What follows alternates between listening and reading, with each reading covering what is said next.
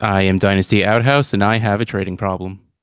And I'm Brian Haar, and I also have a trading problem. I'm Josh Brickner, and I have a trading problem as well.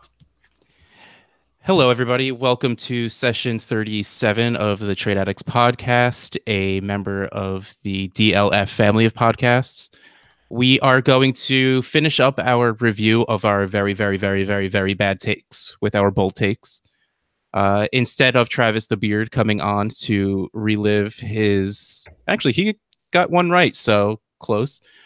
We have not John, but Josh Brickner coming along with us, which was a close call because I'll just say it wasn't me. I won't say who else that hosts this show gave me the wrong email address. So this almost didn't happen. And I'm just, again, it wasn't me, but I won't say whose fault it was. Process of elimination. I think we can figure that one out. Guilty. Never trust the Steelers, man. That's what hey, there it is. There it is. He's starting early. Only took about what, 2 minutes? Yeah, we were having a talk before we started recording that just about everybody Brian brings onto this show is a Browns fan. So there you go. You learned a little something about Josh right away. He's a Browns fan. Die-hard Browns fan my whole life. So, okay, let's jump into that real quick. Like, how are you feeling right now? Like, do you just like get the warm and tinglies at like any given moment just because like there's hope and it's real? I love it. I mean, this is the best I've felt in years. I mean, what was it, 2002 when Kelly Holcomb, that was the high water mark and we made the playoffs and blew a lead, blew a 20-point lead to the Steelers or whatever. So yeah, I'm excited. I mean, Baker Mayfield's a real deal. The first real quarterback I've seen since Bernie Kosar, and I'm pumped. I can't wait. Yeah. Derek Anderson had his 20 minutes in the sun. He was a one-year wonder, I mean, 07 was great, but we didn't even make the playoffs. Went 10-6, no playoffs, Anytime I could bring up Derek Anderson and Braylon Edwards, I feel like I probably could have to. Oh, Braylon. Oh, boy.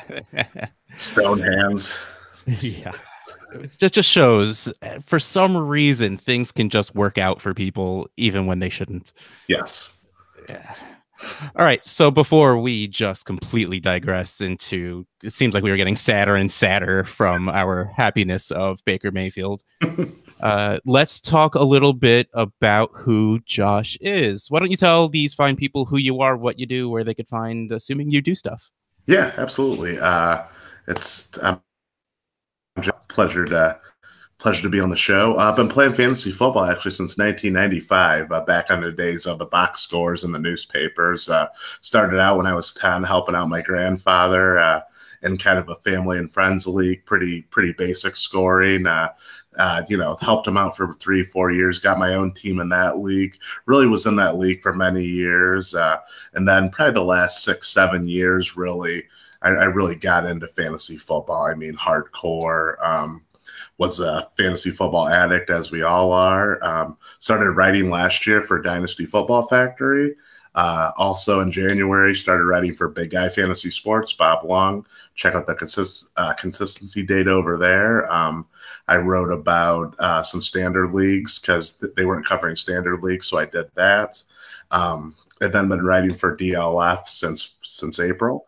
Did some rookie profiles and actually have profiled the tight end position very poorly this year because it's a giant cluster mess. So, and also wrote a Dynasty Diatribe series where I kind of give some personal anecdotes and actually wrote an article about trading where I kind of talk about how you need to be like Tywin Lannister when you trade and really just and really just get the best deal for yourself no matter what. So.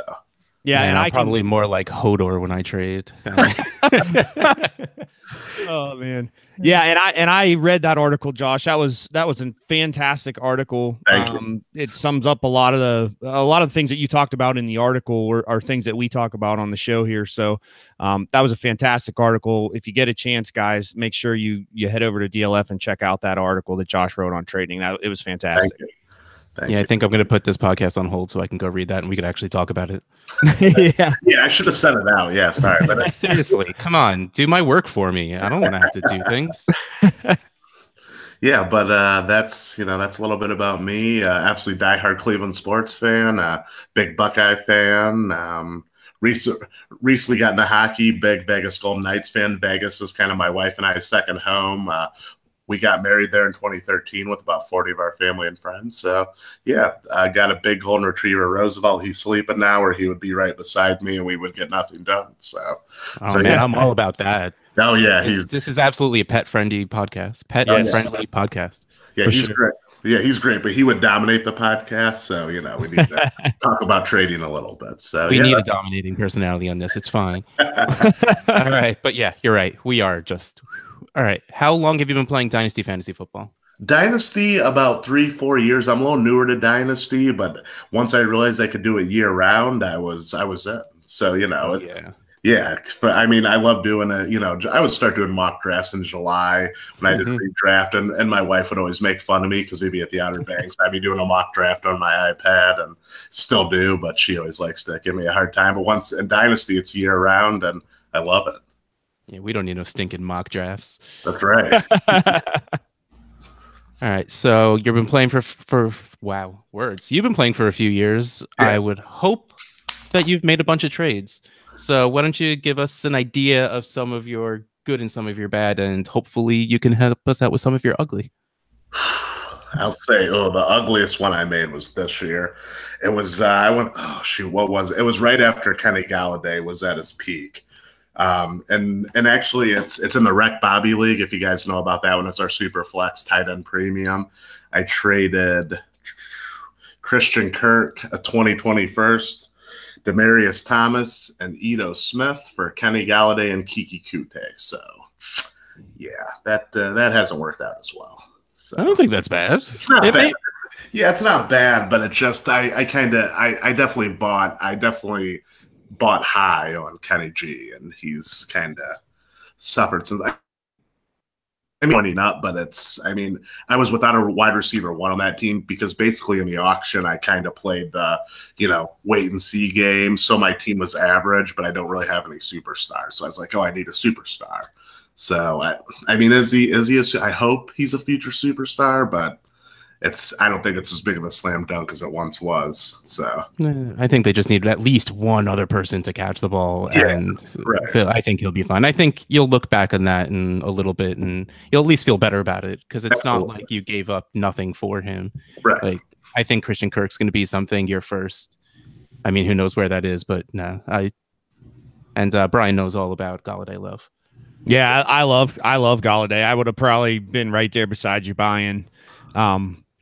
It's been a little rough the last couple of weeks here with him being banged up and then, being the only offensive weapon essentially on that team right now with Johnson out and with all the receivers other than Galladay hurt or traded. So it has definitely been a little bit rough over the last couple of weeks with him. But long term, I do like Galladay. I think he can play the way that he was playing earlier in the season, hopefully moving forward. So.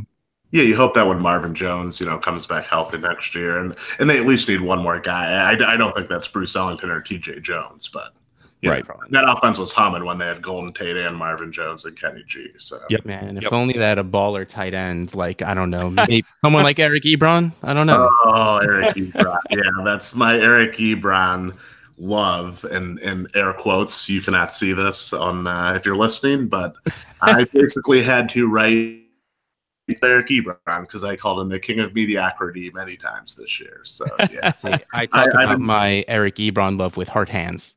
I know. Yeah, this is me. I did it in writing. I might as well do it in podcast form. I was incorrect on Eric Ebron this year, and basically had to, the last 3 weeks going to Eric Ebron apology tour. So there you go. Nice. We are not even doing make amends this episode, and we got one. Yeah, that's awesome. And I'll say one of my best trades, and this one I'll say is, I don't want to say, I wrote about it in the article.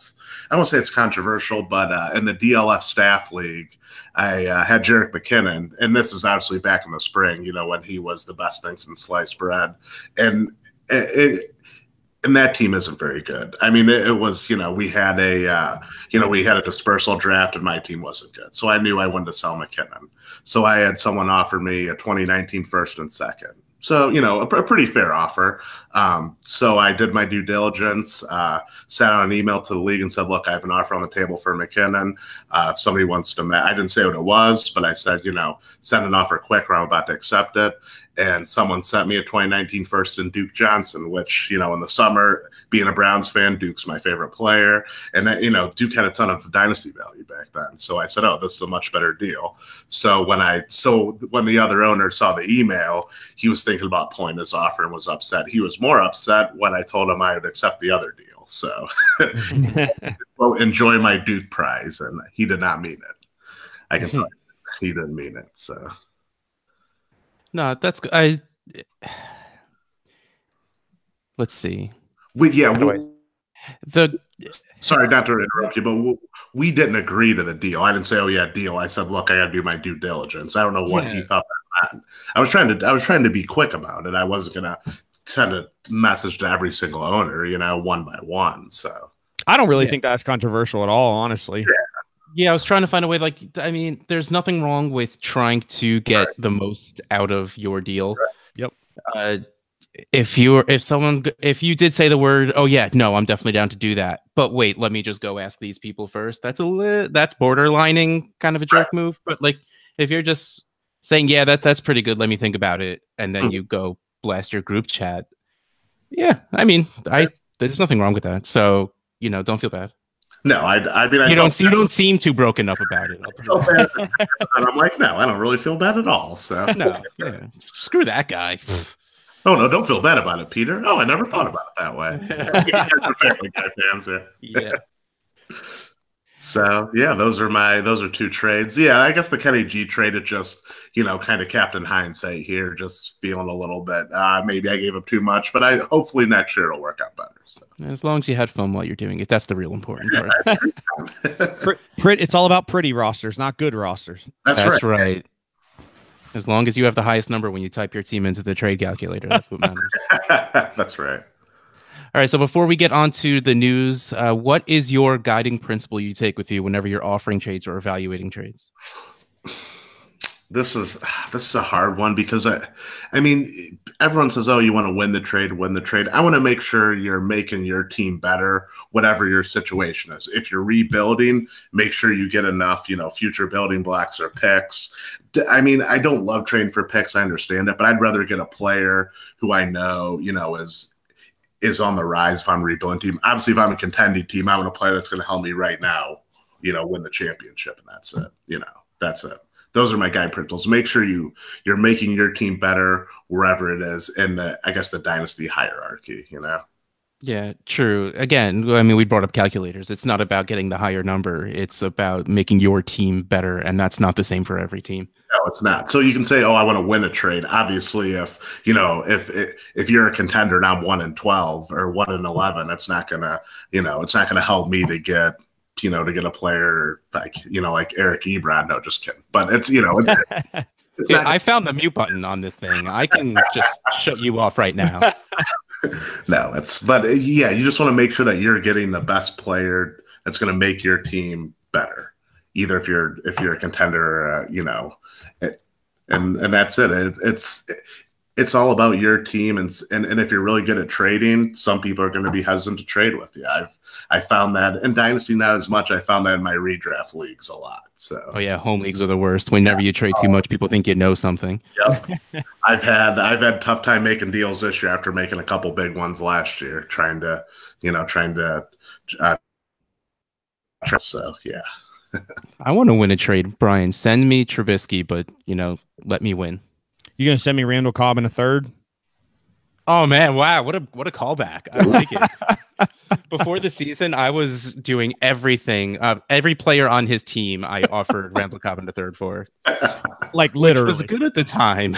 It didn't work out, but Randall Cobb, rest in peace. He got a touchdown this past weekend. Yeah, and we actually could kind of talk about him a little bit going towards the main event of the show, which I didn't even tell anybody what it is yet because I got so sidetracked. I started to say we are going to talk about our hot takes we took.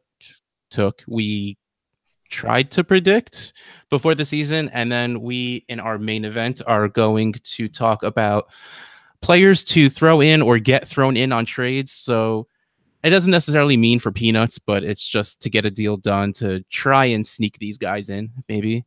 And also some guys that are injured that you're going to hope people forget how good they actually are, and you can try and scoop them off of people's teams. So that's what we're talking about. But before we do that, here's the news. The news. John DeFilippo, that guy was fired as the offensive coordinator from the Vikings. Now, is this a scapegoat thing? How do you guys even feel about this? Was their offense bad? It looked miserable last night. Now the Seahawks have a solid defense, but obviously they're going to blame the offensive coordinator, not the $100 million quarterback, because that's just the way life works, you know? Hey, it's only like 84 or something. Oh, 84. Okay. Well, I guess I was rounded up. But, John DeFilippo, he was the Browns offensive coordinator. I'm sure he had zero talent to work with, but he never, jumped off the page to me. And people are talking about him as a short list for our coaching candidates. No, thank you. So, now he's got a lot more talent and can't, and is having trouble. So it was a little bit of a scapegoat move, but I don't think it was not without merit, his firing. That's my opinion. All right. Do you think this will affect anything on the Vikings going forward I guess the rest of the season until they find whatever is going to be there next? I would say that going forward, I would say the next game, if you're playing in a week 15 match when you have Vikings, usually after you fire an offensive coordinator, the guy coming in really has a laser focus that first game back. And, I expect Thielen, Diggs, Cook to get fed all this coming week. So, and I like the sound. That should just be every week. That should be every week. That's probably why he got fired. But yeah, I think for me the biggest. I think they're going to get Dalvin Cook the ball. I think that's the biggest thing. He had a pretty solid game against the Seahawks, even though team wise they didn't really score. Garbage. He caught like 5 or 6 passes and. Wait, hold on. Let's talking about touchdowns. How was that pass legal from Cousins? Now, I'm not going to lie to you. After Russell Wilson, I was pretty distraught, so I went to sleep. I'm not going to lie to you, so I missed the garbage time. So I did miss it. I'm not going to lie. Full disclosure, I missed the garbage time touchdown. I read about it. Past the line of scrimmage. I want my shutout. Now that touchdown did nothing for me, for or against me in any leagues I'm in, so I'm not super salty about it, but it's just like, come on, man. Shut out. All right, sorry, I interrupted someone. Someone was talking. I'm so used to it by now. it just rolls right off my shoulders, so. No, I was just talking about Cook. I just think Dalvin Cook's probably going to be the biggest beneficiary here in the short term. I think they're really going to focus on getting him the football. I hope they still try to get it to Diggs because I have so many shares of Diggs. It's ridiculous. So, amen, brother. Moving on. Okay. Jordan Reed finally got hurt. This is like the moment we wait for every 20 seconds. Jordan Reed got hurt. Of course, Jordan Reed got hurt, but he made it like a large way through the season. And I don't even remember him being all that nicked up. I remember in the preseason he did. And we're just like, okay, that's not, he had a hamstring, then a toe, and then his imaginary foot that, follows him around or something weird like that. But he stayed healthy and still not very fantasy relevant. But now he's hurt again. So Vernon Davis season? I think back at right before the season started, I wrote a tight end article saying sell Jordan Reed now while he still has some value, thinking, he's basically like a time bomb on your team. That's, on your squad that once he gets hurt, you're never going to be able to sell him. But he did make it through the season. I was surprised. You're right. He didn't do very well. Vernon Davis, he'll have his game, but do you really want to count on Josh Johnson throwing somebody the ball when you're trying to win a championship? I'm not starting Vernon Davis anywhere. So that's my opinion. But yeah, I know it sucks that it's late in the season and we don't get to like pretend to hope that Vernon Davis or these random small people will make our lineups. Yeah. I mean, see, Vernon Davis got me a goose egg last year when I wrote for DFF. I did the tight end start. Said he got me a goose egg 2 weeks in a row. I know recent, but I just, it's hard for me to trust the guy because not only did he get me a goose egg twice, but he got the 200 readers, a goose egg. So. All right. Well, we don't want to keep harping on these hurt feelings. Yes. So let's move on to another guy that we are absolutely not going to put in our lineups. Kelvin Benjamin got signed by the Chiefs. Why did somebody sign Kelvin Benjamin? Did they need a backup tight end? Okay, so and this was before Tyreek got hurt in the game, right? Or was this afterwards? Because Tyreek hurt his heel, I think it was, but he still played through it. So I assume they play Thursday. So I think it's probably iffy if he plays. I hope he plays. Please play. I think he missed practice today. Tyreek did. Friday's the day that matters. I mean, the dude, stubs his toe. They're going to let him sit out of practice on Tuesday and Wednesday. Well, actually, they play Thursday. Yeah. Yeah. Oh, yeah. And I just said Friday. Yeah. So as long as he practices Wednesday, I guess it's fine. So, yeah, he absolutely let him sit out. But, yeah, I don't think Kelvin Benjamin is any actionable news. I just wanted to laugh and Benjamin sign somewhere. I would say that the Chiefs buffet line, and their post game meal is gonna, they're gonna need to up that budget with Kelvin Benjamin. But other than that, I don't think it has much dynasty relevance. So. I might just want to turn that meal into a buffet and oh man, eating contest between Kelvin Benjamin and Andy Reid. All right, but now we're just sort of getting mean at this point. So let's move on. Austin Eckler was ruled out already because he's in the concussion protocol. So at least this one, I think people might be firing up their Justin Jackson shares. 2 weeks ago, he looked good. I still claim that offensive line refused to block for Eckler, but did do a very good job blocking for Justin Jackson, and that's why he looks so much better. But I did always like Jackson coming in. So what are your feelings on this backfield? Obviously, Justin Jackson's going to be an RB1 on volume alone on Thursday night in a high-scoring game in Kansas City, with Kansas City and the Chargers. So fire up. It's Justin Jackson's season this week, at least. Even if Gordon's a game-time decision, I know we talked about that off air. Even if Gordon plays, I can't imagine he sees his normal workload. So you have to think that Justin Jackson's in line for at least, 10 to 15 touches and that's his floor, possibly, I would think. Yeah. What do you guys think? Exactly, because what's his name? Melvin Gordon practiced limitedly today on Tuesday. Are you going if, let's say he limits practices Friday? Do you feel safe plugging him in your lineup if you have him in your playoff team?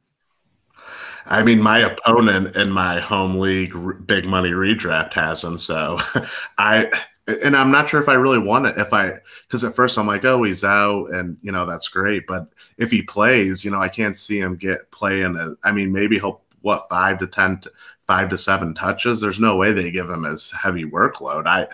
I would be hesitant about putting him in there, depending on my other options. If I had another sturdy option, I wouldn't put him in there.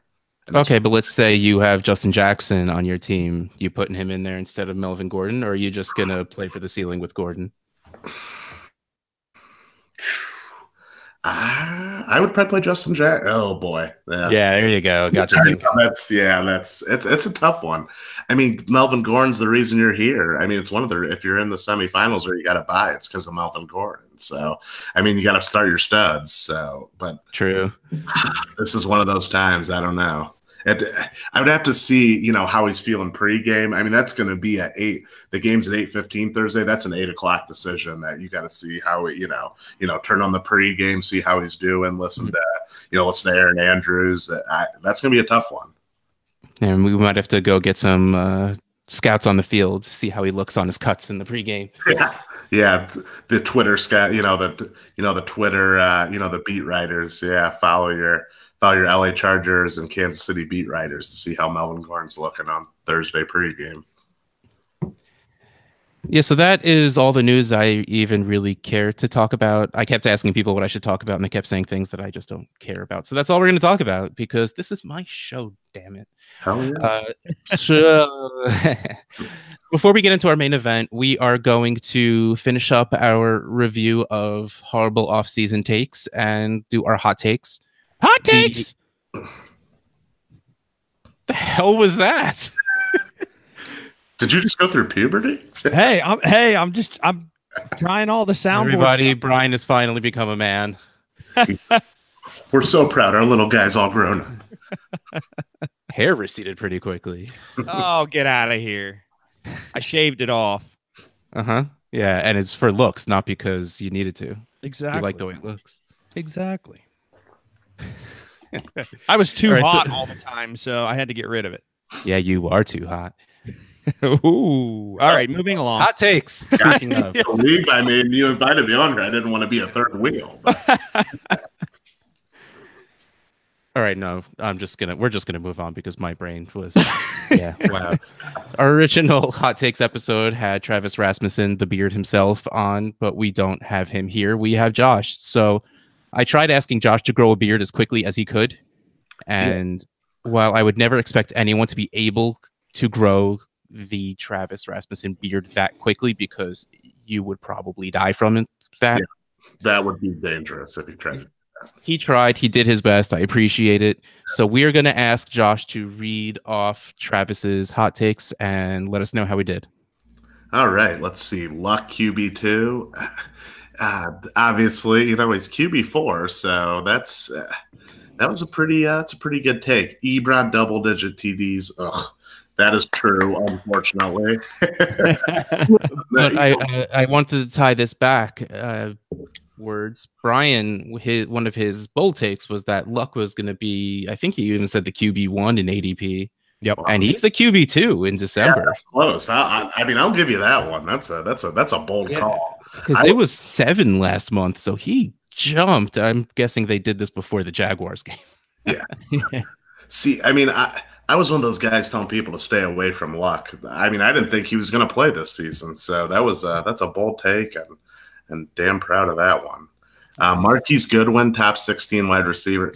Now, I would have probably made this. I was a huge Marquise Goodwin fan coming into the season. So, Travis, we are brothers in that one, and I had Marquise. I have Marquise Goodwin on a few dynasty teams that he really made the lineup. Yeah. Jamison Crowder. Yeah. Unfortunately, I was a big Jamison Crowder fan as well, and I would have said he might easily be a top 24 wide receiver. I thought his floor was a wide receiver 3, so we all kind of failed there. He's not going to catch 70-yard garbage time touchdowns every week. So It'd be awesome if he did, though. That would be great. Yeah. Let's see. Alshon, top 10 wide receiver point. Yeah, I got Alshon dirt cheap in the Rec Bobby League that I mentioned before, and he and I not in the playoffs. He has been a big disappointment. So yeah, I got a lot of him in my playoff push, no less. Oh, because when he first came back and he was healthy, Wentz was healthy, he put up like 2 or 3 20-point games. And I'm like, yeah, let's do this. Yep. People weren't selling him at that capability. They were selling him as a low-end 2, high-end wide receiver 3. And unfortunately, I didn't even get that. Well, I guess technically he's wide receiver 29 in points per game. So that's kind of a wide receiver 3, but it's still not what you want. No, it's not what you need. So, Travis, I wouldn't have agreed with Ebron double-digit TDs. So, good job. And you would have been wrong. I would have been wrong. You can go back to every one of my tight end articles and you can troll me for Eric Ebron. Like I said, the apology tour continues. So, and it will keep continuing. Speaking of continuing, Brian. Yo, so I'm looking at these. I didn't do too bad on these. My hot takes, I hit on more of these. You just had one really, really, really, really, really big miss that I had too, to be fair. At least part of that looks like it could happen. But yeah. Let's save that one for last. So my first one was about Le'Veon Bell. And this was, again, before the season. I said he was going to be done with the Pittsburgh Steelers. He would not play for them this season. And then he would join the New York Jets in 2019 and also never be elite again. Now, that part of it is my least confident part. I think the other two parts That's have the saltiness speaking. Yeah, that's definitely the saltiness speaking as a Steelers fan. But yeah, so that one, it looks, obviously Bell has not and will not play for the Steelers again. New York is the odds-on favorite to land him. Now, I don't know if they actually will land him. My reasoning for saying that when I did earlier in the season was the focus on his rap career. He seems to be real focused on that. Seriously, he seriously seems to be real focused on that. So, New York is a place that can make those dreams come true too pretty easily. So I think I just thought that factored in with the fact that they had a boatload of money and still do. I think it's a good chance that he lands in New York with the Jets.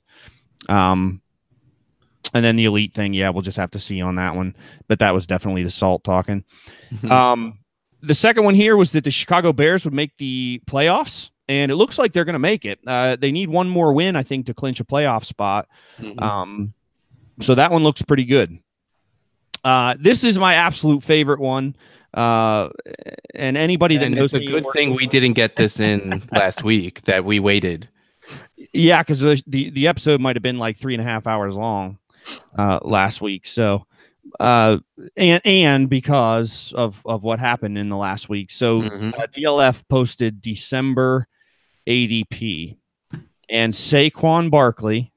My hot take was that Saquon Barkley would be in consideration for league MVP, and that he would be Saquon 01 in startups by the end of the season. And in December ADP, he is the number one startup pick.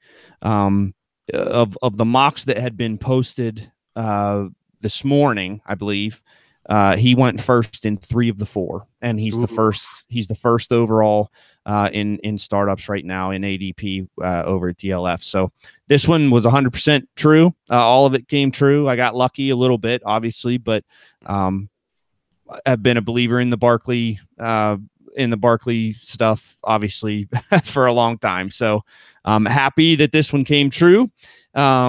And he should be in league consideration for MVP. He won't be, seriously. Yeah. But and it's just going to be a quarterback anyway. It usually is, and there's been some unbelievable quarterback play this year, so can't take it away from those guys, obviously. But I think anybody that had any doubts about Saquon at one point or another, and not in real football terms, because we've talked about that as far as should the Giants have drafted him, right? Maybe not for their team purposes. But as far as Saquon, the talent at running back, I think anybody that had any questions about it, they're probably over that at this point. Oh, yeah. And if you don't mind me, I got to agree with Brian on that one. I actually wrote an article for not DLF, but for Big Guy Fantasy Sports, kind of looking at consistency and the history of, the coaches and their running backs with consistency. When Shermer coached the Browns, I think Trent Richardson was a top 10 running back on volume alone, and he's a garbage talent. So, I mean, I knew Saquon was going to be fantastic for fantasy football. It's too obvious. I mean, he's uber talented, and he was going to get a ton of volume. So to me, that was a slam dunk. And that was a great prediction, Brian. Thank you. Remember like 2 weeks ago when Dynasty Trade Calculator put out that Saquon was worth more than Gurley, and everyone flipped the hell out. Yep. Yeah. And those 3 out of 4 people apparently did not flip out and agreed. Yep. And then my last one here was still has a chance to be partially right, but it also is majorly wrong. So I predicted that the Rams would go to the Super Bowl. Good move. Start with the good. That's a one. And play the Jacksonville Jaguars, and I had the Jags winning the Super Bowl. So yeah, I don't think that. I think you missed on that one. Yeah, I definitely missed on that one. I thought that defense was something special with what they did last year, and they're not very special. And the Jags also got Blake Bortled. Everybody in the fantasy community at the beginning of the year kind of caught the Bortles thanks to our buddy Bobby and it's all his fault. and some other Thanks, folks. Bobby. But the actual Jacksonville Jaguars caught the Bortles as well, and it did not turn out well for them. So no. So yeah, big miss on that one. Yeah. Now they got the Kessler. Yeah.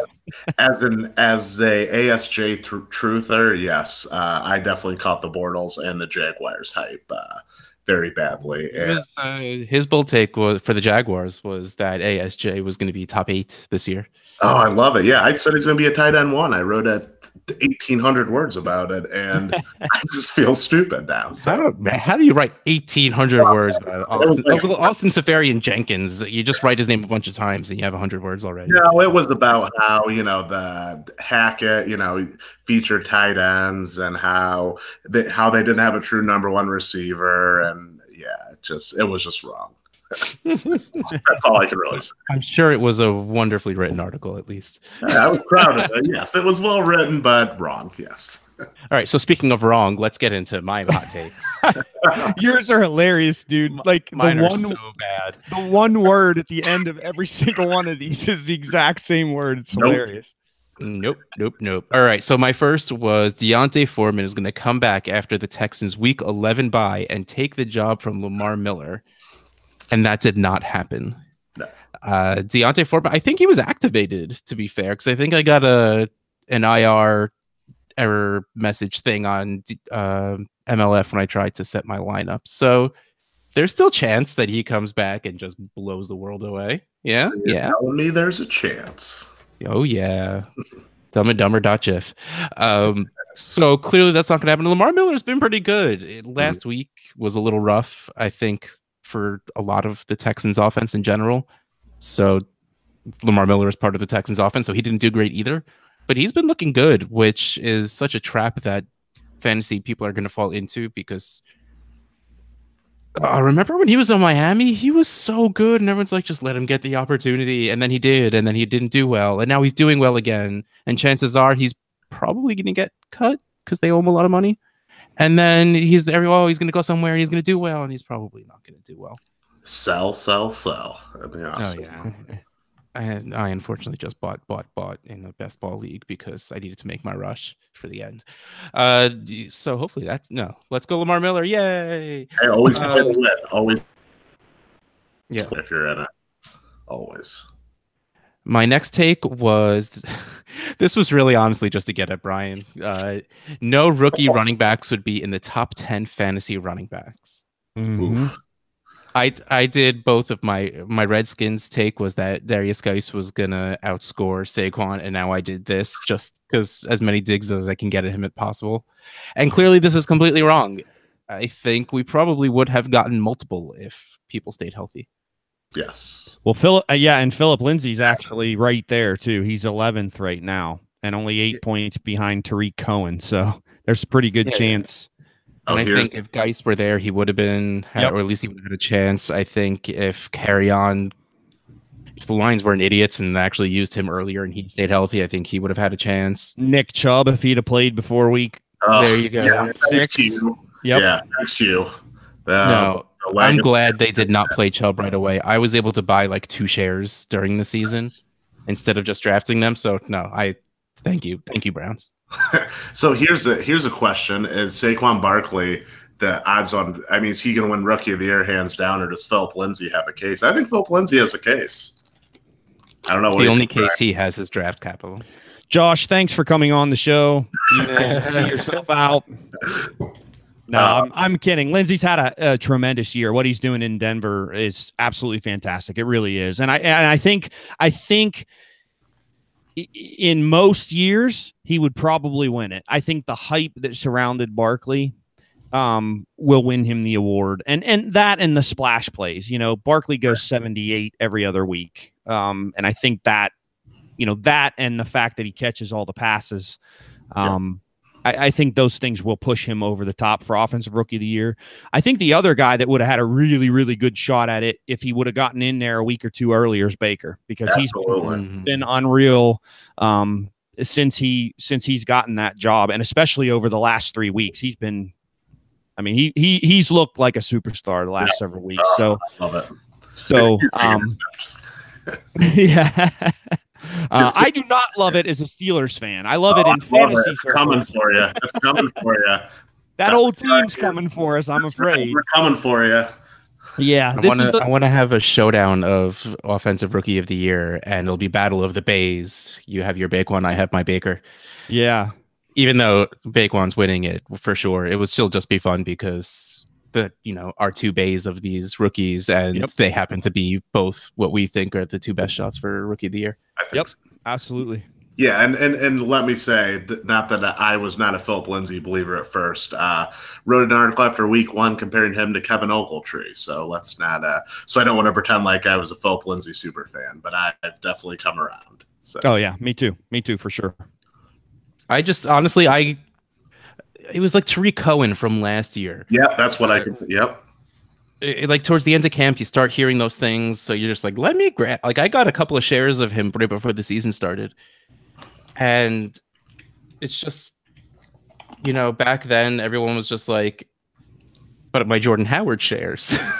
And I'm like, but all my Royce Freeman shares. Yeah. So I saw, like, I read all the hype. I saw him do it. So I kind of believed it was a thing. I was just hoping they would stick to Royce Freeman a little bit more. Just again, not because I have anything riding on it in the real world, or I think that Royce is that great of a talent. It's just that I have so many Royce Freeman shares. Yeah, like I said, I wrote a rookie running back series for Big Guy Fantasy Sports and pumped up Royce Freeman pretty hard and said he was worth, I think at that time, 5th round ADP. So everyone that took Royce Freeman in the early to early rounds, I apologize. Luckily he was gone in all my drafts, all my redrafts before I took him. So apologies to the redraft community that read my article and listened to me. So yeah, let's distract from how bad my takes were and start talking about how bad yours were. I like it. Yeah. Thank you. You're a great guest. I want to come on the show. I want to help you out. I want to help you out. So. All right. So my last take, which does not help any credibility out. Well, to be fair, we don't know. He got hurt. Marshawn Lynch is going to finish as a top 5 running back and then retire. So, I mean, let's face it, it didn't look like it was going to happen, but we can't say with 100% certainty it wasn't going to happen. So there you go. It's not a W, but it's not an L. I'm gonna leave it at that. But we think he's done, right? I mean, he's not going to follow the team to Vegas. He was there because it was his hometown, right? Like, right. Is that what everyone else thinks? Absolutely. Yep. All right, so that was our hot takes. That was. I mean, I guess the point of hot takes is to throw, stuff at the wall and see what sticks, and at least you guys had something. For just fun to laugh at. But let's move on to our main event. The main event. On mine, I have no idea if that's actually going to come out. Did you hear that, Normal? It kind of like cut out a little bit. Do it again. Okay. The main event. Nice. I'm probably going to leave the lagging one in there anyway, just because I hate editing. All right. So as I said before, we got into the hot takes. Our main event this week is talking about the bottom parts of your trades. Now, these guys may not necessarily be what you're aiming for in your trade or what you're trying to trade away, but they're just parts to get trades done and to sort of make your team a little better along the way, because not every trade, not everything that makes your team better needs to be a big piece. I've always said from the beginning of the show, baby trades are what makes your team go around. So while every trade doesn't need to just be a baby trade or a big trade, you get some of these guys involved. So let's start with, we're going to do all of our throw in, then we're going to do, all right, let's actually use words that make sense. We're going to go down each of us and give our players that we want thrown in on deals. Then we're going to go down our list of players that we're going to be like, all right, well, okay, your guy's worth a little more. Let me throw this guy in. And then we're going to talk about some injured players that you're going to hope people have sort of pushed to the back of their mind and forgot how good they are, so you can try and trade for them and maybe use these guys as throw-ins. So, Josh, why don't you give us the player that you want thrown in on your trades? Yeah, absolutely. I really like Tyrell Williams coming into the offseason. He's a free agent. hopefully, if he gets in the right landing spot, he could absolutely be a wide receiver too. I can't remember the year. The year Keenan got hurt. I mean, he put up solid numbers. 2 years ago, yeah. 2 years ago, yeah. And his market is not. I thought he had a little bit more value when he was putting up, getting those long touchdowns in the middle of the year. I tried to trade him for David Njoku and couldn't even, in a non-tight end premium, and the guy, acted like I was trying to rip him off. So his value is not that high. So, and I think he could be one of those players that we're looking at this time next year that he's going to be on a lot of playoff teams if he hits the right landing spot. So I am a Tyrell Williams believer. So if you get him in a throw in, absolutely go for it. Yeah, I'm all about the Gazelle. In real NFL, the Chargers, I still can't call them Los Angeles. It's still weird. I just from saying San Diego. I mean, that was a bad idea for them to move. Yeah. All right. So the Chargers put a second round tender on him, and I almost wrote letters to John Schneider at the Seahawks, like, dude, it's worth it. Just do it. Go get this man. I'm a fan of his talent. I like him. I like the player. So yeah, this is awesome, and I have been doing this. So good call, man. Thank you, Brian. Yeah. Who's your guy? My guy. Well, I have several, of course. The first one is Deshaun Hamilton, the wide receiver in Denver. There. Where did he go to college? He went to Penn State. Homer alert. He went to Penn. Hey, yeah. I can't, but it's fine, man. We talked about him coming in, that we were both big fans. So he's solid. Yep. Well, and especially now. I mean, Manny Sanders going down with the Achilles. First of all, horrible ending to what has been a pretty nice career for him. I really don't know that Manny's going to make it back from that injury. I mean, it's hard enough. You look at Foreman and some of the younger guys that have gone through an Achilles tear. And Sanders, for a position that has to cut so sharply and those types of things, I just don't know that Sanders is ever going to get back. And if he does come back, is he ever going to come back at the same level where he was? There's a lot of question marks there. I also don't think he's back in Denver for sure, because I think they have to pay him $10.5 million. So, and they have Hamilton, who is, I mean, he's made to play the same position. He's made to play more that slot and second outside receiver. I think he's going to spend most of his time in the slot. I really do. And he's a good slot receiver. I think he can be productive at the NFL level in that position. The very first article that I actually wrote for DLF was a rookie profile as well, Josh. We came in, I think, with Dynasty League Football at the same time. So, so it was all hands on deck for those articles, and I also wrote a couple rookie profiles, and one of my guys was Hamilton. He's a guy that he battles for the football. He makes contested catches. He's an unbelievable route runner. He's very, very quick off the ball. He's not overall explosive, but he's quick off the ball. He can create separation that you need to create in a slot, and he knows where to sit down in routes. So I think he's a guy that's going to have some opportunity now in Denver. And I think he's going to have a clear defined role. Is he ever going to be a superstar? No, but he's going to be a guy that you can plug in your lineup. You need those. As a flex play or a third wide receiver or something like that. So, so I like getting him thrown in. My second guy or guys is TJ Yeldon and Carlos Hyde in Jacksonville, which neither one may be in Jacksonville after this season. I think that they can cut Hyde for no dead money after this year. If they hold on to him, he's going to be a $5 million backup.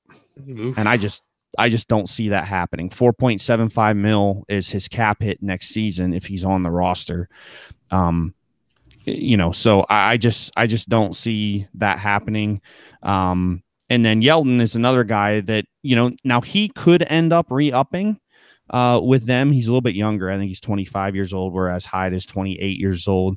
But both of those guys are guys that, I'm trying to get thrown in case that the landing spot next year ends up being beneficial for them, and they can maybe get into a timeshare where there's only two backs or get a role where they're going to get 60% of the carries in an offense. So And then finally, Ito Smith and Russ. I know we'll probably debate this a little bit in a little bit, but Ito Smith's a guy that I'm looking to get thrown in as well. You know, Tevin Coleman is likely out of Atlanta. And if he's not, then Devonta Freeman is probably likely out in Atlanta. So Ito Smith is going to have a role to play in that offense as the second running back, essentially. You know, we've seen that position. I don't know if he's the same type of player that Tevin Coleman is, you know, from a production standpoint, but we've seen that the second running back in that offense can be productive. Coleman has been an RB2 each of the last 2 years. So, you know, I think Smith has some upside there. Again, these are throw-ins. So these aren't guys that you're thinking, oh, they're going to carry me to a championship, but they're guys that you might be able to plug in a flex play, you know, or during bye weeks, or, you know, as a second, or, you know, an RB2 essentially. You know, he's another guy that I'm trying to get thrown into deals. All right. Wait, before we move on, if you had to choose Yeldon or Hyde, who would you be going after of the two of them? So age says that Yeldon is the choice.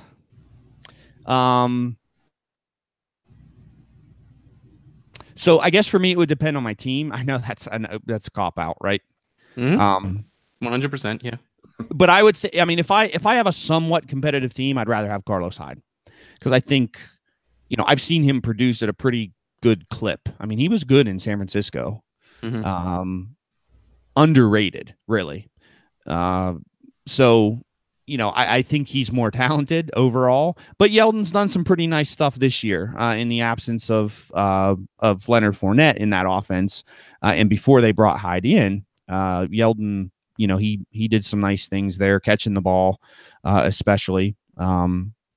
So I like both. If I had to choose, I guess Hyde, but I think most people would choose Yeldon in Dynasty, because Hyde's, you know, he's already 28. He's, you know what that 30 number does to Dynasty assets. So I think people would mostly lean more towards Yeldon. Yeah, and I gotta say, Hyde's got a lot of tread on those tires too. I mean, as a diehard Buckeye fan, he was pounding the rock many times, even in college. So I mean, and you got to think, is Hyde ever going to get that chance to be a lead back again? You know, I don't know.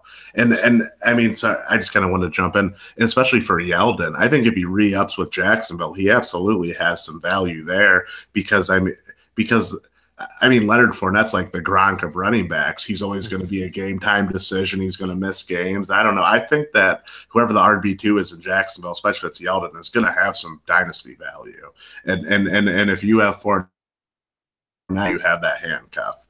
I would pay a little, not a premium, but I would pay a little more than value if I have Fournette, to make sure I have that backup running back in Jacksonville. So. Yeah, completely agree. Yeah, I don't think Yeldon's value is really based on him becoming a free agent. I think honestly, he gains a little value once he signs, no matter where it is, I think. So I like those calls. I mean, we'll talk about Ito Smith later. But so the players I want thrown in on my deals, any of the secondary Green Bay wide receivers. I'm not a fan of collecting entire groups. Like, I don't want all of them. I remember at the beginning of the season, I had Aaron Jones on a lot of teams, and people kept trying to trade me Jamal Williams, saying like, okay, well, now you'll have the whole backfield covered. I'm like, no, that's not the point. I mean, I want one guy, and I want that guy to hit. That's the whole point. I like wasting 3 roster spots on Jamon Moore, Marquez Valdes-Scantling, and Equanimeous St. Brown. I mean, that's beyond clogging a roster. But pick one. You know, any of them that the other team has, keep them on your team, because we all see even the third wide receiver on the Green Bay Packers has value. And even if you'll never play them, you might be able to then flip him for more value than you paid. And that's really what most of this game is about, because like we said, it's all about having the pretty roster, not about actually winning games. My next guy is Dallas Goedert. He seems to have a little bit of standalone value, even with Ertz there, but Ertz has been surprisingly healthy lately. I don't think he's missed a game this year. If he has, it hasn't been recently, but he usually does miss a game or two. Now that I traded for him for a playoff run, I hope he does not get hurt, though I just jinxed it and I'm going to kick myself out of the championship. Why do you let me talk, Brian? I should not because your misery is my pleasure. Wow, that's like the darkest thing I think I've ever heard you say. I feel really bad about it. I'll probably spend the rest of the episode like apologizing and sending you flowers and stuff. Yeah, like he trash talks me and he's like, no, but I'm just kidding, man. I'm like, I know you're joking. I clearly think I realize you don't hope I die in a fire. I mean, I get it. Man, things get dark here. I don't know, guys. It happens at least once a day. My last throw in is Jamison Crowder, because I think everyone is on the hate train and he's a free agent as well. I don't think he will stay. I think he'll go somewhere, and that's probably for the best. I forgot to put Trey Quinn on this list as well, because actually he could be put in on the injured guys you hope people forget. He was looking like a good slot receiver, and he's going to be a whole lot cheaper than if they have to pay Jamison Crowder. So I think if you can get Jamison Crowder on he probably doesn't even cost you a second anymore with how poor he did this year and how hurt he was in the beginning of the year. So I think he's a great guy to get thrown in, because I think he'll find a new team, and slot receivers, they don't take as much time as everyone else as like number ones to fit into an offense. So I think he'll pay back quick. Anyone have anything to say on any of those guys? First of all, Trey Quinn and the Scarn probably does that might exist. I really like Jamison Crowder, and I think on a functional franchise that's not in disarray. And I know as a Browns fan, I probably shouldn't say that, but they're good now. That's all that matters. We don't live in the past. Right. Yep. Baker. I really think Jamison Crowder can be a solid wide receiver 3. I mean, and has lots of PPR upside. I would absolutely want him as a throw-in. And Rush, you are correct. The hate on him is probably way, way overblown. So yeah, a new landing spot, and I am all in on Jamison Crowder. And I really like Dallas Goedert. I think he's a guy, or Dallas Goedert, excuse me. I don't know. I just sort of picked away and kept with it. I don't know if that's really how you say it. Yeah, but he's a guy that, let's be honest, if he was on the Cowboys or any of the probably 20, the tight end needy teams in this league, I mean, he would probably be a top 10 tight end this year. So, So if he ever gets a shot, and actually in the deal off staff league, I have Goddard kind of handcuffing Ertz, and I really think that's a solid play, because I think Goddard just, if God forbid something should happen to Ertz, and I knocked on wood for you, Russ. I appreciate it. I think Goddard could just step in there and really put up some solid numbers. So 100. All right, so let's keep things moving. Wait. Before we keep moving, so I went back here and look. So I would like to switch my vote here on the Jacksonville running back moving forward, because I looked. So Yeldon is actually the RB15 right now on the season. What? Dang. I mean, that's got to be situational. 15. Well, I mean, he had two very large. Well, he had. All right, so between week 3, 15. I feel like that's got to be like a statement about the running back landscape more than Yeldon himself. Between week 3 and week 10, he went 15, 23, 26, 10, 18, 16, 12. Man, that's solid. That's pretty good. Yeah. Solid, I mean, and he has, so through 14 weeks, he has 171 fantasy points in a limited role. Carlos Hyde last year as a feature back in San Francisco, which was what I was referencing as him being undervalued. He finished the fantasy season, with 212 fantasy points. So he's only 41 fantasy points behind that with 2 weeks to go, and not in a feature role. So Yeldon, I'll switch that. I would rather probably have Yeldon than Hyde then moving forward. I think that was some good info. I'll allow it. Yes. Okay. Sorry, I didn't mean to interrupt. All right. So yeah, you're being very rude right now, and I don't appreciate it. You're welcome. All right. So again, before you were so rudely interrupted, Josh, why don't you give us the player that you are willing to throw into trades? Oh boy. trigger warning to anyone who likes Sammy Watkins, because I said he's my player I'm willing to throw in, but he is on 0 of my teams. But if he's on any of your teams, and this is just in case I pick up, a dynasty orphan that he's on, get him off your team immediately. I just basically playing Sammy Watkins, he's either getting you 20 points or he's getting you 2. It's basically like playing Russian roulette in fantasy. I don't understand it. Either he's inconsistent or he's hurt. Get this guy off. I mean, I was looking at it. His DLF ADP is 51, which there has to be just one, Sammy Truther that is in all these drafts that takes him, because if you can get any value for this guy, get him off your team. I wrote a long article about it. I mean, Sam, and in that article, I think this is through like week 7, week 8. Deshaun, basically, Sammy Watkins had more games under 10 PPR points in the last, I think, 2-3 seasons than Deshaun Jackson did. So that should tell you. Yeah, I mean, Sammy Watkins, he's on a high-powered offense, and he can't be consistent for the 2nd year in a row. I mean, what else do people need? If you're Sammy Truther, the time for an intervention is now. Please, I'm begging you, trade Sammy Watkins while he still has some value. Please do it. So that's all. So like I said, that's a trigger warning for all you Sammy Truthers out there. Just I'm sure glad I don't have to follow that. You're up, Ryan. I'm glad.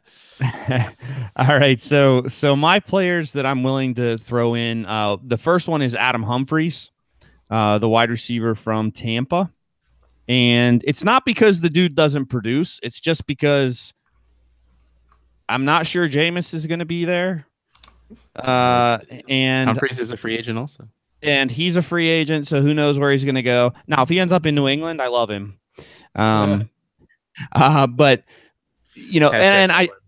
and I just think Chris Godwin is going to elevate his level of play moving forward here. So yeah, I mean, the combination of those two things, I'm willing to throw in Humphries. He has some value because he's been really solid this year, but he's not a guy that I want on my dynasty rosters really kind of for the long term. Mm-hmm. And then the second guy is Josh Reynolds of the Rams. And for me, this has more to do with situation than anything. He's getting an opportunity to play right now because Cooper Kupp is out. When Cooper Kupp returns, Josh Reynolds basically goes to the bench because all 3 of those starting wide receivers in LA will be on the field ahead of him. So he's just not going to get the opportunity except in spots here and there or in the case of injury. So he's another guy that I think holds a little bit more value right now than maybe he will moving forward. He is a young guy, so you never know with contracts and different things like that. But I think that Rams offense is set at least for the next several years. And while he's there behind those guys, he's not a guy that I need to own. So those are my 2 for the players that I'm willing to throw in. So Russ, what about you? Who are some of the guys you're willing to throw in deals? Well, this is going to sound a little familiar. Any of the secondary Green Bay wide receivers? I know I just said that, I want them thrown in, but really, like I said before, they are dart throws. They're trade chips. That idea of Aaron Rodgers' 3rd, or even if you could sell them being their 2nd wide receiver, that just holds so much value when it's nothing more than a dart. You have no idea what they're going to do. You have no idea if they're drafting someone higher, if they're going to go, well, they don't really do free agent wide receivers, but you have no idea what's going to happen. You have no idea which of these guys is going to hit, if any of them hit. So if you can use them as a token just to upgrade somewhere else, I would so easily do that. Also, you alluded to it before, Ito Smith. It's not necessarily because I don't believe in the guy. He's okay. Yes, Tevin Coleman's going to leave. Yes, Devontae Freeman is usually hurt. My bold take for the Falcons was that we were about to see the decline of Matt Ryan. And 2-ish weeks ago when we recorded, it had not happened. But that offense has been bad lately. And I have never been a Sarkisian fan, even though the offense started to look nice with him there. I don't know. Something ain't right, and I don't really want. Man, I seriously, I get a text message and like I cannot think of two things at once. Uh, so yeah, I think I have nothing against Ito. I think he has a very good chance to have opportunity, but I think the probability of that opportunity gives him more value than what he will have if he gets it. If that even made sense. Did that make sense? I started rambling a little bit because I had no idea how to say what I wanted to say. Like, I think you're saying the idea of him having a job there and having that RB2 role will probably be like the idea of it has more value than the actual production that he will produce, which means that his value, the idea of the value is higher than the actual value will be once he starts getting into that job. Yeah, his perceived value is higher than his actual value. Yeah, see, those are smart words. Yes, exactly. That's why you write for 16 different sites. You're good. There it is. There it is. All right, yeah, and again, the same thing like with Ito and with the wide receivers from Green Bay. What you do is you lump these together with someone like Sammy Watkins to get an upgrade on a wide receiver. Absolutely. My last is Kenneth Dixon. Now, but it's Kenneth Dixon, SZN. That was for Alex you, Stompy. Collins, so. Okay, so the reason I'm willing to get rid of Kenneth Dixon, he's doing well right now, so people will put value to that. I think there's going to be. I still think there's going to be changing coaching turnover. Those are the words that were supposed to come out of my mouth. In Baltimore, the rumors are still going around. I still believe it. Kenneth Dixon, whether it's his fault or not, has never been able to stay on the field. So I think now that, I mean, I remember trying to use Kenneth Dixon as a throw-in, even like in my home league where there's a freaking trade deadline, up until the trade deadline, and people are like, no, just don't even bother with that guy. So I mean, like, you couldn't, get a nice smile for Kenneth Dixon, which I think now you could use him again to at least even out two sides of a trade a little bit. And I would absolutely be willing. I'm not buying this. I'm not buying his ability to stay on the field or that he will be safe if there is a coaching turnover.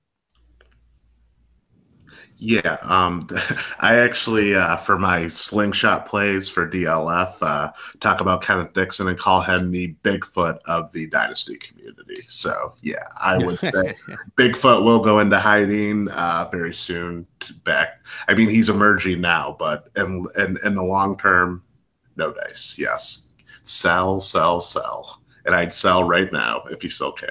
Oh, yeah. All right, so that is our throw-ins. Now, these guys are actually going to be the goal of a trade that you are doing, and I'm going to go first because I want to. I have two running backs and a tight end. My two running backs and Jay Ajayi. Now, both of these guys, well, Jay Ajayi, we have no idea. It's a foregone conclusion he's out of Philadelphia. I think they owe him money, right? Is that what it is? So they'll probably cut him, or is he just a free agent? He's just a free agent. Okay, good. I'm glad we had that talk. These are two guys. It's not the player themselves; it's the price you can get them at with the ceiling we've seen them have. So I think these are two guys that you can get for probably like late seconds at this point, especially Ajayi. To see him getting traded for a second is probably a thing of skill on the person who got the pick. But I mean, Devontae Freeman too. He's so hurt all the time, and yeah, he's bad dude. And like, he looks for the contact, and he found it. That's the problem. But if I can get him for a second, and we know he has the ceiling of being the running back one, which not to say he'll ever do that again, but it's been there. So if you can get him as, your running back 4 on your team, I think that's a great move. especially if you're like me and you build around wide receivers. Like this is a great end of bench kind of idea. My last guy is Jonnu Smith. I've always been aboard the Jonnu train. I think he was getting a little expensive, especially once Delaney Walker went down, and then he randomly got involved in the offense and caught 70-yard touchdowns, which you don't really see tight ends do very often. So wait a few weeks, let people forget that he is ridiculously athletic and talented, and go buy. Somebody else talk. Yeah, I'll do mine. For your injured players that you'd want to acquire, I would say Jimmy Garoppolo. I mean, before the year, this guy was. Yeah, I'm looking at his ADP here. His ADP topped out at. Sorry, guys. It was 70. It was 75 back in March, which for one QB ADP, that's pretty high. And now he is at 144. So it's basically, his ADP is doubled. So I think you can get him at a great price. And I mean, and you got to look at Kittle's emergence. I really like Dante Pettis. Kendrick Bourne looks solid. I like Trent Taylor, Richie James. I think there's weapons there, and I think that Garoppolo is going to be able to bring the most out of them. So if you're in a one QB league and you're looking like my DLF team has Famous Jameis, who's okay. Unfortunately, the Blake's on there, Sam Darnold, who we'll see. If you need an upgraded QB, I would go for Jimmy G, because I think he's going to come back strong next year and he can really flourish in that offense. I like it. I do too. Yep. All right. Brian, bring us home. All right, so I have three. I'm not gonna talk a lot about two of them, but I wanna focus in on one. The two I'm not gonna talk a ton about, and these are all kind of obvious, but Cooper Kupp, who was producing at an unbelievable level before he went down with the knee injury, and seems, Jared Goff hasn't been the same quarterback since he went down. His safety blanket is gone. Christian Kirk is another guy. I think. He was having a mildly productive rookie season, a little bit limited, obviously, with the rookie quarterback as well. Those two are kind of growing up in the league together. But I love Kirk's potential moving forward. I think he's a guy that has some explosiveness and can make some big plays. But the guy I want to focus in here on is Darius Geis. For me, he was the unquestioned 102 in rookie drafts last year behind Saquon Barkley, including in Superflex drafts. Now, having seen what Nick Chubb has done in the league, I understand why people would, number one, have considered Nick Chubb, because this Nick Chubb looks like Nick Chubb first couple years at Georgia, not after, right, pre-injury Chubb, right? And that guy was one of the best talents, like, if he would have not had the injury, he would have had the same, if not more, hype than Saquon Barkley coming out of school, because he was unbelievable at Georgia his first couple of years until he had the injury against Tennessee. So I understand that discussion, but Darius Geis is that type of talent. So Nick Chubb right now in December ADP, Nick Chubb is going 17th overall. So mid-second round. In ADP. That is so awesome. And I was not in any of those startups, so there is no Browns fan love for me in there. Just wanted to say so. Yeah. Now, and he did. It is slightly inflated. I mean, he had in one of the drafts he went 13th. He was the first pick of the second round. Wow. But he was never taken beyond the second round. Yeah. Yeah. So, in with the Dynasty Blueprint, they did a startup draft with Ryan McDowell, Matt Williamson, and Tyler Gunther was on there, and Tyler took Chubb in the second round.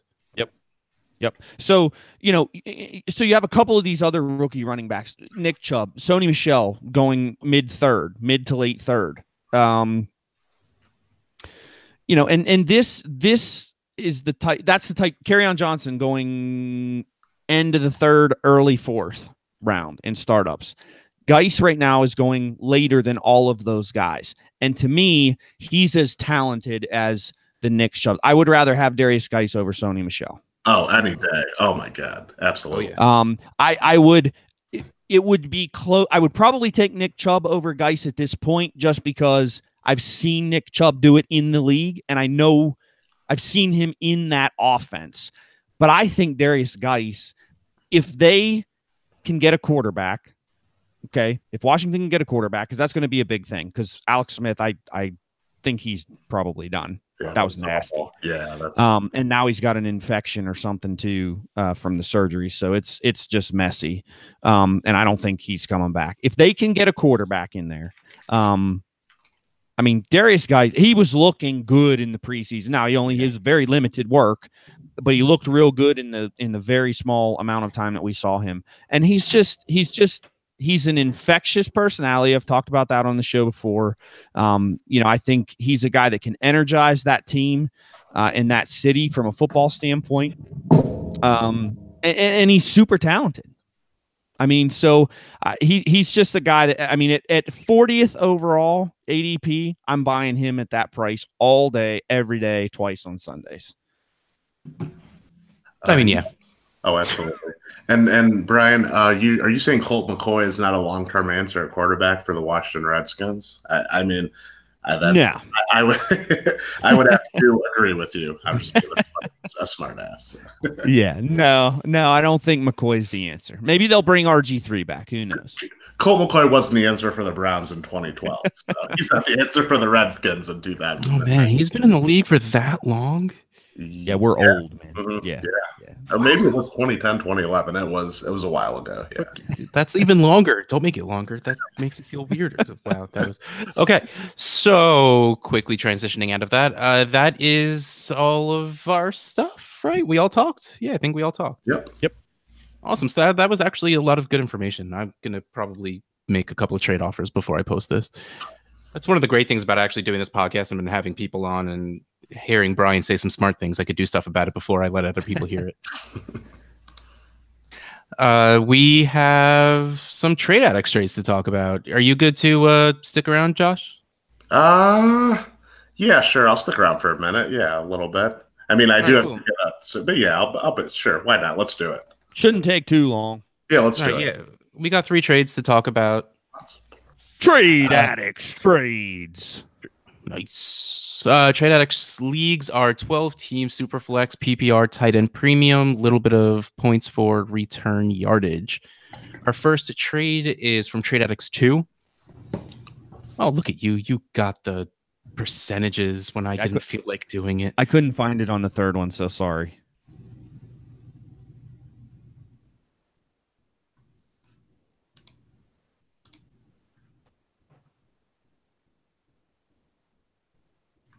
Russ, It's cool. I couldn't find the. You just cut out for Now this one has a lot of people. You just cut out for like 30 seconds. All right, so should I just start the whole Trade Addicts thing over again? The trades thing? Yeah. Trade addicts trades. Yeah. All right, Trade Addicts leagues are 12-team superflex PPR tight end premium with a little bit of points for return yardage. The first trade we have is from Trade Addicts 2, which features a couple of guys we've been talking about. Nick Mullins, Julio Jones, and Vernon Davis for James Conner and Manny Sanders. Now, this, I believe, was actually after the Manny Sanders injury. Just to put a little bit of information out there. Twitter still sided with the James Conner, Manny Sanders side, 64% to 36%. Guest, Josh. Can I call you Joshua? I'm going to do it anyway. Oh, yeah, what do you think about this one? I mean, boy, I mean, this is after the Manny Sanders injury. I'm with Brian. I don't. If he comes back, is he ever going to be the same guy? I know it's 2018 and we have great medical technology, but I mean, this is tough because I do love James Conner, and if he's the RB1 in Pittsburgh, then yes, he's probably the best player in this trade, and that's probably why 64% of the Twitterverse thinks this is a win. But I understand super flex, but unless you really need Nick Mullins to play, this week, which going against Seattle is bad, that's a terrible matchup. I love Julio Jones, Vernon Davis. I think this is closer than people think. I still think Julio Jones has several productive years left as a top tier wide receiver. So this is closer. I would side with the Connor side, but I think it's much closer than 64-36. That's my opinion. Brian? Yeah, this one's tough. I thought you were gonna be like, yeah, no, super this side. I don't know what you're debating about. That was that kind of you usually come in with. So here's the deal. I love James Conner. What he's done this year has been unbelievable. I was shocked. I am shocked that he can produce at the same level, essentially, that Le'Veon Bell was producing at. I never saw that coming. I totally did not see that coming. Having said that, especially after the Sanders injury. Now, before the Sanders injury, I think it's probably right that it's around 64%. I think that's about right. But after the injury, I mean, Julio, the whole thing is about Julio Jones. Okay. He hadn't finished worse than wide receiver 7 in half a decade. He's wide receiver 6 this year. He's scored a few more touchdowns than he normally does, but not a ton more. And he and James Conner are within 3 points of each other in terms of their production. Now, obviously, when you look at age in Dynasty, that plays a big factor in this too. And Conner is a young kid. He's going to be around probably longer than Julio will be around, potentially, although positional age is a little bit different. To me, it just is frustrating. Every trade poll Julio Jones is in, when you're getting a comparable player, it's always the other side of that. And I don't understand that, because all the guy does is produce. All he does is produce. He's 29. Yes, he's 29. I don't give a crap. He has 1,500 yards receiving through 15 weeks or something like that. 1,400 some. I mean, every year it's 1,400. 100 and some catches, 1,400 yards every year. Just bank it. And I think he'll do it until he's 33 years old, unless he gets hurt.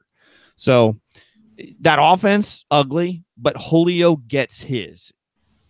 He just gets his. So I'm not worried about it. I would probably lean slightly to that side, especially with the Sanders injury. Nick Mullins is playing pretty well. He might have some value. I wouldn't hang on to him if I received him. I'd try to flip him again. But right now, to a team that doesn't have a lot of quarterback, a lot of good quarterbacks rostered, he might be a guy you could flip to a QB needy team. And then we talked about Vernon Davis earlier. Again, I didn't actually look at who. I mean, I know who owns these guys in the league, but well, yeah. So the gentleman that received the Julio side is competing. He's competing for a championship, so that's why he made this deal. Yeah. So, but anyways, yeah, it's pretty close on value, I think. But I guess I would lean slightly with the Julio side after the Sanders injury. I would have leaned slightly to the Sanders Conner side before the Sanders injury. Yeah, I mean, especially since this is after injury, it comes down to Julio and Mullins for James Conner. And if I'm still getting 2-3 years of elite wide receiver production out of Julio, which I think you can get, I'm going to go team wide receiver with team backup quarterback, I guess. So, I mean, it's close. I side with Julio. Moving on, another Trade Addicts 2 trade. You put your trade in here, you sneaky so-and-so. This trade is Antonio Brown for Chris Godwin, Jalen Samuels, a 2020 first, a 2019 second, and $30 in fab. Now, why fab? All right. This one was 72% in favor of Antonio Brown. Now, clearly, we're going to imagine that this is a team who had Antonio Brown is no longer competing, so selling for smaller, younger pieces, which he definitely did. I still think it's not enough for Antonio Brown. What do you think about this one, Josh? I would agree, but you got to think.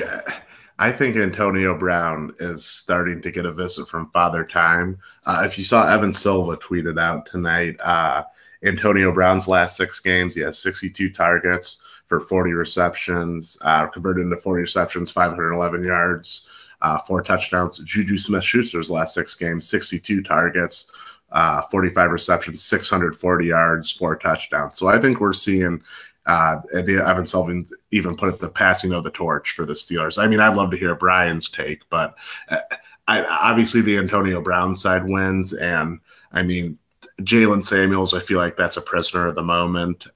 Chris Godwin, I really do think has, I think he has huge upside.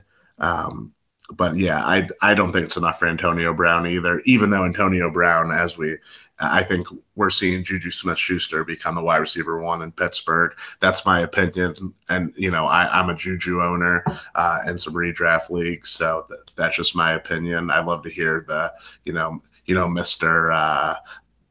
Terrible Tal himself. I'd love to hear Brian's opinion here. So y'all can't see the video, but Mr. Josh Brickner can see the video. So he's getting the terrible towel wave here in the video. James got it too. So did one of your kids wet the bed and you had to clean it up with that? Is that what happened? Hey, you know what? This is even a special edition towel. This is a special edition, like Christmas edition, with there's like nutcrackers on here with Steeler helmets. That's adorable. It's fantastic. I'm telling you, they come out with. Hey, I'm gonna go vomit. We're all about.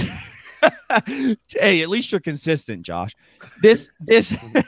So the one good thing about the terrible towel is all the proceeds go to charity, which is awesome. That's true. We're all about charity on this show. So, but yeah. So as far as your point, Josh, I could not agree with you anymore.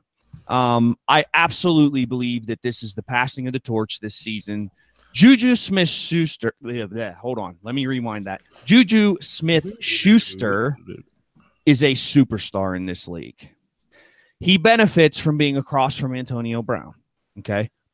But for the next few years, Antonio Brown is going to benefit from being across from Juju Smith-Schuster as well, because that kid is a special talent. He's a superstar. He's going in first round of startups too, I believe. Looking at December, he's actually 13th. So he's the beginning of the second round, and he's going 1 spot ahead of Antonio Brown. 8 years age difference. Juju's a star. And I have 1 share across around 20 leagues. Which makes me sick to my stomach. If you are in a league with me and are listening to this show right now and you own Juju Smith-Schuster, except Rob, because Rob, you and I have gone back and forth for a year almost about Juju and haven't been able to get something done. So, but anyone else that owns Juju, please contact me. I would love to pay you what he is worth to acquire him.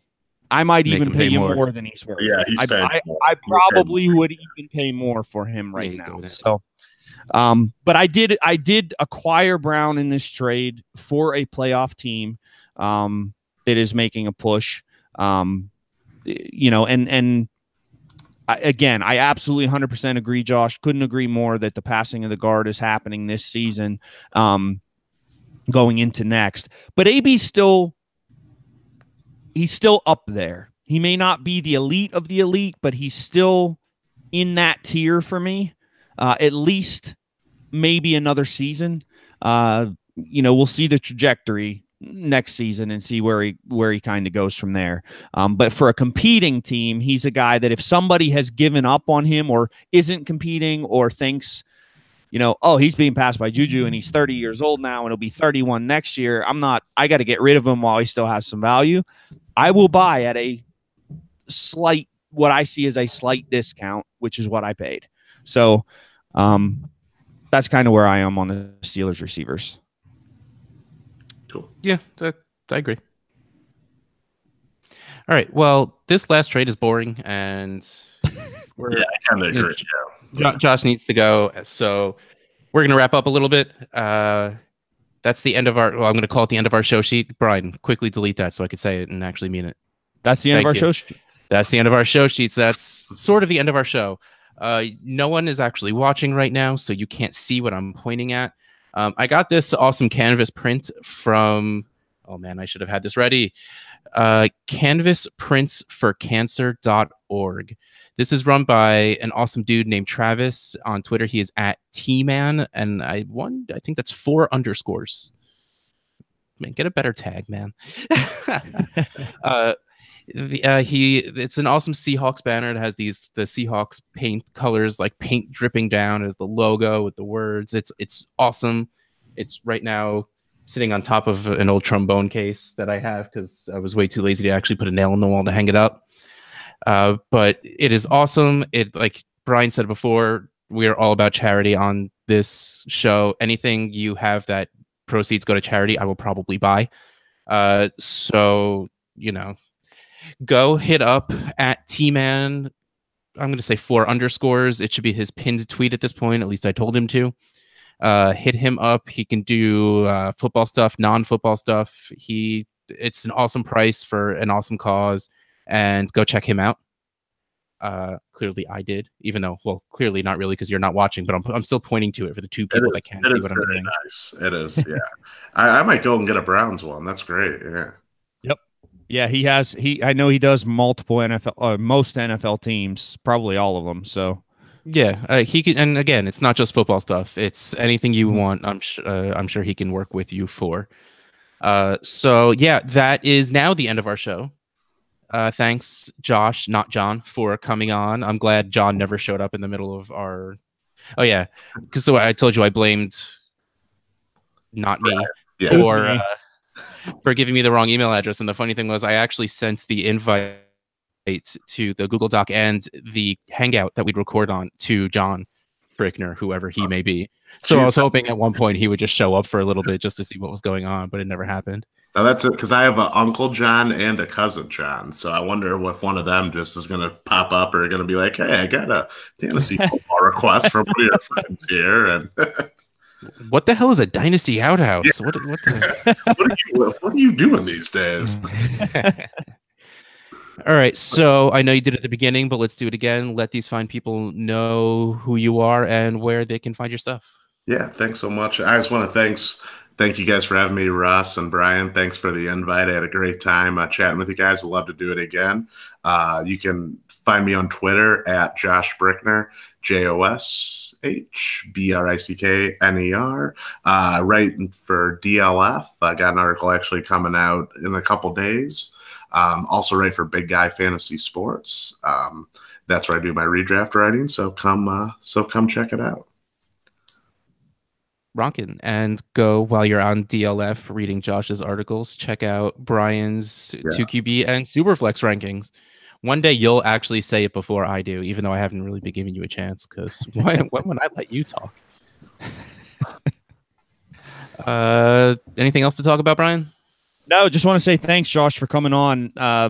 You know, when Russ was asking this week about guests, we always try to get together sometime over the weekend if we haven't planned for the upcoming week and talk about who we might want to have on. And right away, I thought I'd love to have Josh on. I know you and I have gone back and forth a bunch on Twitter with different subjects and things, and you're always a big supporter of my writing and anything that I'm trying to do, and I try to do the same. So it's awesome to have you on. Thank you, and we'd love to have you on again down the road.